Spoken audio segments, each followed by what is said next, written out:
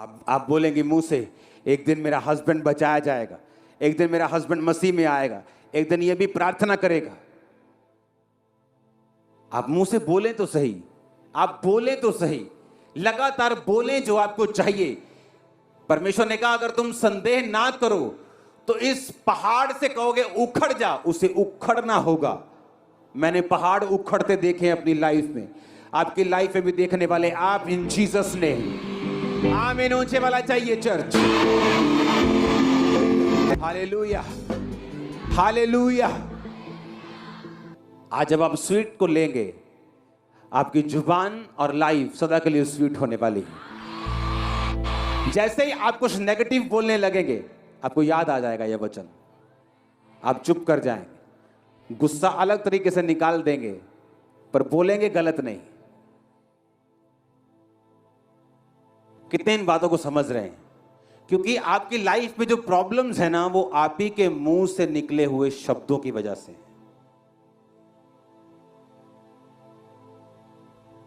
और इसलिए प्रभु ने मेरी ड्यूटी लगाई कि मेरे मुंह से जो वचन निकले हैं वो समझाने हैं लोगों को, जो जीसस के मुंह से डायरेक्ट निकले। कि जीसस ने कहा मैं तुमसे सच कहता हूं, उस वचन को फिर से पढ़ेंगे। अगर कोई इस पहाड़ से कहे उखड़ जा और समुद्र में जा पड़, और मन में संदेह ना करे, विश्वास करे जो कहता हूं हो जाएगा, उसके लिए वही होगा।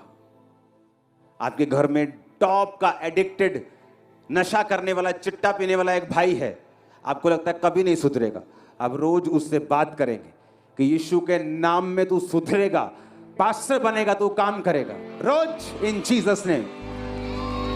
अगले दिन उसका नशा और बढ़ जाएगा, 1 महीने में और करेगा, 2 महीने में और करेगा। लेकिन जीसस ने कहा अंगीकार को थामे रहना, संदेह मत करना, बोलते रहना। तुम टेस्टिमनी के साथ आओगे, वो भाई वहां खड़ा होगा। आमीन। क्योंकि जो विश्वास की लाइन है ये आसान नहीं, ये कोई जादू टोना टोटका नहीं है कि आपने रात को 40 बार ऐसे किया और 50 बार ऐसे किया तो हो जाएगा। आपको लाइफ बिल्ड करनी पड़ेगी, उस पर जिंदगी बनानी पड़ेगी, विश्वास करना पड़ेगा, प्रेयर वाली लाइफ रखनी पड़ेगी, फास्टिंग करनी पड़ेगी, चर्च के साथ आपको संगति में रहना पड़ेगा, फिर बोलना पड़ेगा, जो आप बोलेंगे वो होगा। आमीन, आमीन। मुंह के शब्द, मुंह के शब्द।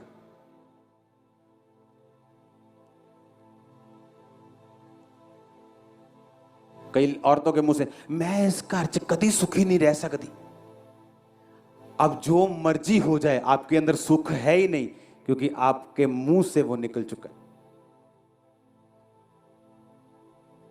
अब आप जो मर्जी कर लें, अब आपका भाई आपको सोने की मुंदरी डाल दे, आपको कोई गाड़ी ले दे, आप सुखी नहीं रह सकती, क्योंकि आपके मुंह से वो क्रिएशन हो चुकी। फिर से पढ़ेंगे, मैं यहोवा, मैं मुंह के फल का सृजनहार हूं।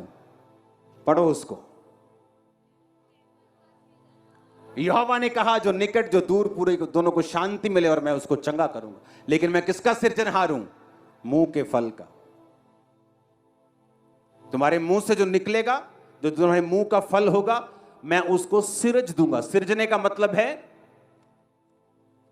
क्रिएट करना, फॉर्म करना, बनाना, उत्पत्ति करना। जिस तरह परमेश्वर ने बाइबल में उत्पत्ति की थी सभी चीजों की।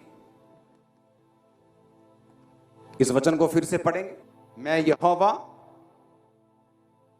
मैं मुंह के फल का क्या हूं?